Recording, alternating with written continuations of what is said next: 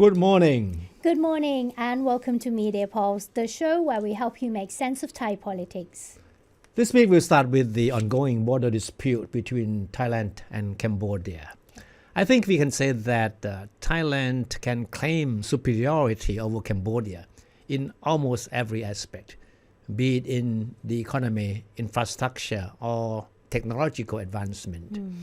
And the recent border clashes between two countries have only reinforced Thailand's far greater military capability compared to its much smaller eastern neighbor. But I'm sure that there is one thing that Thailand can hardly boast about vis-a-vis Cambodia. Okay. That is the popularity of its government of the day, as far as what we have seen in the media suggests. Yeah, the numbers are not looking good, is it? The most recent poll by the National Institute for Development Administration, or NIDA, it is an opinion poll. And this is a very widely respected research institute. It only serves as a confirmation to what you have said earlier. So normally when a country is in a state of war or in the middle of a crisis, its population has little choice but to trust the government in power. But not Thailand, as things stand today, right? The poll conducted in the first week of August found out that less than 5%, 4.66% to be exact, of the respondents have confidence in the Paetongtarn government in handling the country's conflict with Cambodia. And of course, as we all know, the conflict erupted into an intense exchange of fire across the border in late July. The clashes, which lasted 5 days, claimed heavy casualties on both sides of the border before the two countries agreed to a ceasefire brokered by Malaysia. Yeah, the number is a bit embarrassing, isn't it? That means 95.34% doesn't trust the government at the moment. But anyway, Thai authorities believe that Cambodia agreed to the ceasefire agreement only because it was outgunned and was already looking for a way out. But the Paetongtarn government was not given the credit. As the NIDA poll shows, receiving the kudos was the military instead. And that explains why the NIDA poll shows that as many as 75% of its respondents placed their confidence in the military in facing the threat from Cambodia. And diplomacy was not something that most Thais believe played a role in bringing about the ceasefire. That's why only 4% of the respondents in the NIDA poll expressed confidence in the role of the foreign ministry. And this marks a significant drop in the level of confidence that the Thai public have in both the government and the foreign ministry compared to the results of a similar poll conducted by the same institute in June this year. Well, luckily, it's only an opinion poll, not exam results. Because if it's exam results, you're going to get scolded by your parents, right? Definitely. In that poll, the military also received far higher marks for its performance in dealing with the border disputes with Cambodia. But in Cambodia, the mood of the people toward the government of Prime Minister Hun Manet is the complete opposite, at least as reflected by the mainstream and social media there. We have to emphasize that there have been no reliable or independent public opinion polls on the government's popularity in that country, Cambodia. True. And the Cambodian media, as we all know, are tightly controlled, with the population enjoying virtually no freedom of expression. And that is why there has been virtually no opposition to what the government is doing as far as its disputes with the Thai government is concerned.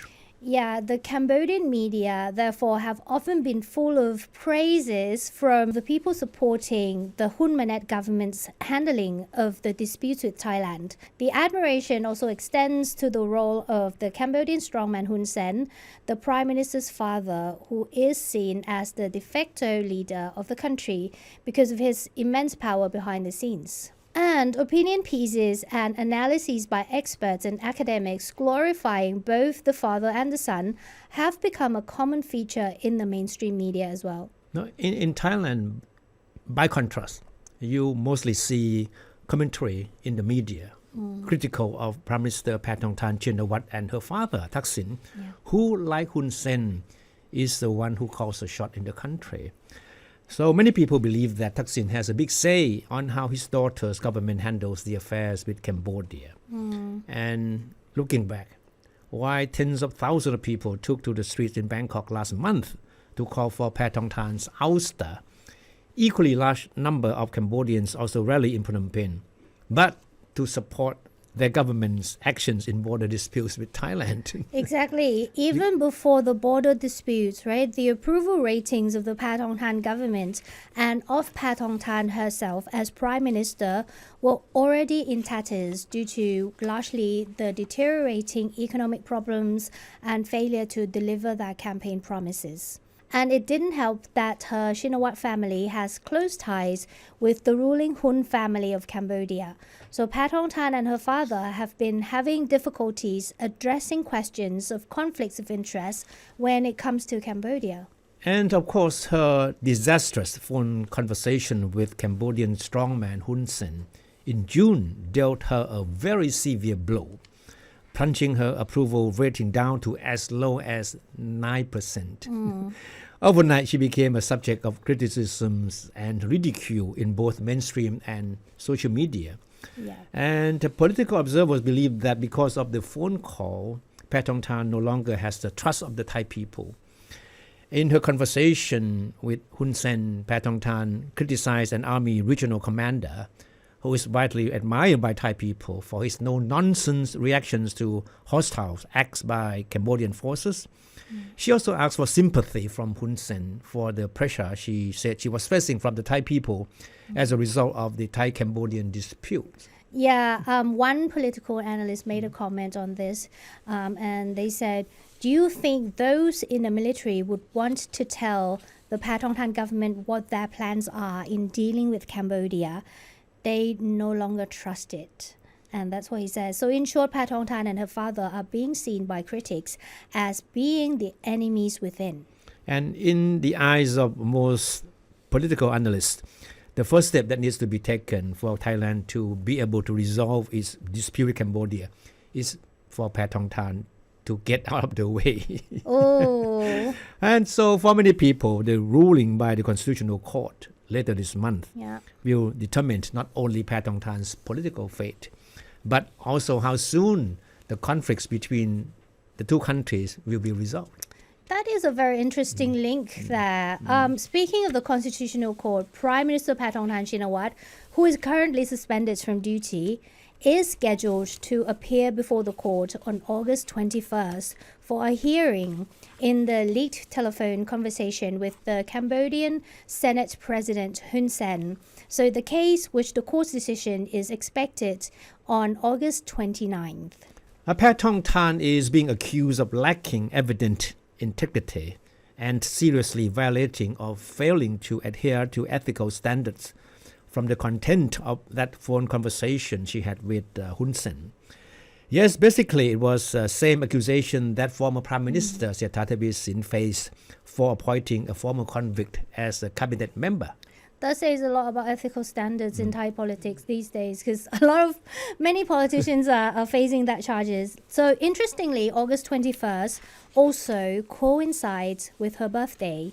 And if you remember, in our previous episodes, we did mention the reports that some famous astrologers are saying that on her birthday, once the birthday passes, the star sign will change and her luck could turn for the better. And you may not believe it, I mean, Thai politicians, many of them anyway, and maybe Paetongtarn is included, are very superstitious. Remember the first day that she went into office? Like, she actually changed the date because of the auspicious hours or something. But anyway, back to the phone conversation with the Cambodian strongman Hun Sen. Here are some excerpts to help you recap how and why many see it as a disastrous political and diplomatic faux pas. So quote number 1, here we go. I don't want uncle to listen to people from the opposite side, because when he listens to people from the opposite side, like the commander of the 2nd Army Region, they belong to the opposite camp. I don't want him to feel displeased or angry, because it is never our intention. And the uncle she was referring to was Hun Sen. Uncle Hun Sen. Yeah. There's another quote. She said, At the moment, that side wants to show off, referring to the commander of the Second Army region. And they will say things that are not useful to our countries. We actually want to see peace like before that clash at the border. The case against Paetongtarn was initiated by 36 senators who submitted a petition through the Senate President, requesting the Constitutional Court to rule if Thailand's 31st Prime Minister, that is Paetongtarn, lacks evident integrity and seriously fails to adhere to ethical standards. Yeah, the group of senators claimed the conversation shows an inappropriate personal relationship, suggesting that Paetongtarn aligned herself with the Cambodian interest and was willing to comply with Cambodia's wishes while viewing Thailand's Second Army Region commander as being on the opposite side. That's a key word. People are not happy about it. So Paetongtarn explained later on, actually, in a press conference, that it was her negotiation tactic, but it didn't help much. And her father, the former Prime Minister Thaksin Shinawatra, even tried to soften the blow by saying on stage during one of his many talks that Prime Minister Paetongtarn was actually a victim of trickery. And in her formal defense statement to the Constitutional Court, and which was leaked to the media this week, Paetongtarn reiterated that what she said in her phone conversation with Hun Sen was meant to protect Thailand's interests, and that nothing that she said caused damage to the country in any way. So that was, and that is her basic defense line against all the accusations against her. No damage done. So Don't forget that her critics accuse her of selling out the country, or at least selling out the general who was trying to protect the countries from foreign invasion. Yeah, exactly. So it depends on the definition of the word damage that she is talking about, isn't it? So as for Thaksin, he is also awaiting a criminal court's decision on his lèse-majesté charge on August 22nd. So that's exactly a week before Paetongtarn's ruling. Also is the anniversary of his return to Thailand after self-exile. So for Thaksin, the court will determine if the interview he gave on South Korean television back in 2015 violates Article 112 of the Criminal Code. If so, a lèse-majesté offense carries a penalty of 3 to 15 years in prison. But it is very rare that anyone would serve the maximum of 15 years. Usually people get royal pardon somewhere along the line. So anyway, back to Paetongtarn. The prospect of her being dismissed for the content of the phone conversation with the Cambodian strongman has sparked speculation not only within the political circle but also in every conversation. People are talking about it. That's just the talk of the day now. And of course, many people are wondering if she will resign prior to the court ruling or not. Remember, in the case of former Prime Minister Srettha Thavisin, the charge of breaching integrity and ethical standards against him was related to the appointment as cabinet member, Kun Patchimanon, a lawyer of the Shinawatra family and a former convict. Patchit actually decided to resign from his post before the court issued a ruling, so the court eventually decided to drop the case against him and instead would take up only the case against Kun Srettha, who appointed the snack box lawyer. That's right. Yeah. Okay. So would it be possible that if Paetongtarn chooses to resign from her position beforehand, the court may dismiss the case similar to the case of Patchimanon? That remains to be seen. But members of the Pheu Thai party and the party's Secretary General, Sarwong Tiantong, have denied reports that Prime Minister Paetongtarn is preparing to resign from her position ahead of the Constitutional Court ruling. The ongoing political dilemma for Paetongtarn may not be that easy to deal with, and her party, Pheu Thai party, is aware of that. Yeah. So if the astrologers are correct, saying that things will get better for her after her birthday, right? Yeah, if you do believe. She may be found not guilty and therefore resumes her political office for the time being. Yeah. Why do we say for the time being? Because even if she is dismissed from the case, that is not the end of the story yet. Yeah. Because the petition and her phone conversation with Hun Sen is also with the Anti-Corruption Commission. So that would be another hurdle for her. That means after the Constitutional Court, if she passes that if she passes that hurdle, there is another hurdle waiting for her. That is the anti-corruption commission, which has also taken up the case against her. Yes. And there's another scenario. What if she gets dismissed by the Charter Court or decides to resign before the court's decision? The Pheu Thai party will have to resort to their contingency plan, and that is their only prime ministerial candidate, Mr. Chai Kasem Nitisiri, the former Attorney General. So Chai Kasem had actually suffered from heat stroke during the election campaign about 2 years ago, and it made it difficult for him to walk steadily. But he actually claims that he has recovered and still play golf now.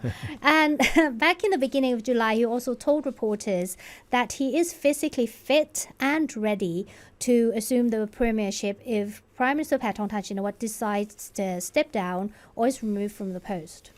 So for the fans of Thai politics, here are some of the red letter days for the coming 2 weeks, right? Okay. August 21st will be the day that Paetongtarn is supposed to appear before the Constitutional Court for a hearing. Yeah. But she doesn't have to be there if she doesn't want to. She may right? or may not appear, yeah. And then the next day, August 22nd, a very important day for former Prime Minister Thaksin Shinawatra. The Criminal Court will issue a ruling on the lèse-majesté charge against him. And August 29, this is the very, very big day, and I'm sure that's a day that a lot of Thai people will be looking forward to. Yeah. That is the day that the Constitutional Court will decide on Paetongtarn's political fate, whether or not she will stay as Prime Minister or she will be dismissed. Yeah, and that's to do with the audio conversation with Hun Sen, isn't it? Yeah. Also, the August 21st is her birthday, so it's birthday celebration before the court's decision. So that will also, show whether or not all the astrologers are right. Yeah. in making prediction that things will get better after her birthday. Exactly. Anyway, we'll bring that to you as it happens with media polls plus explanation. I hope you enjoyed the program. Thank you so much for joining us this week. Okay. Have a good weekend. See you next week. Bye.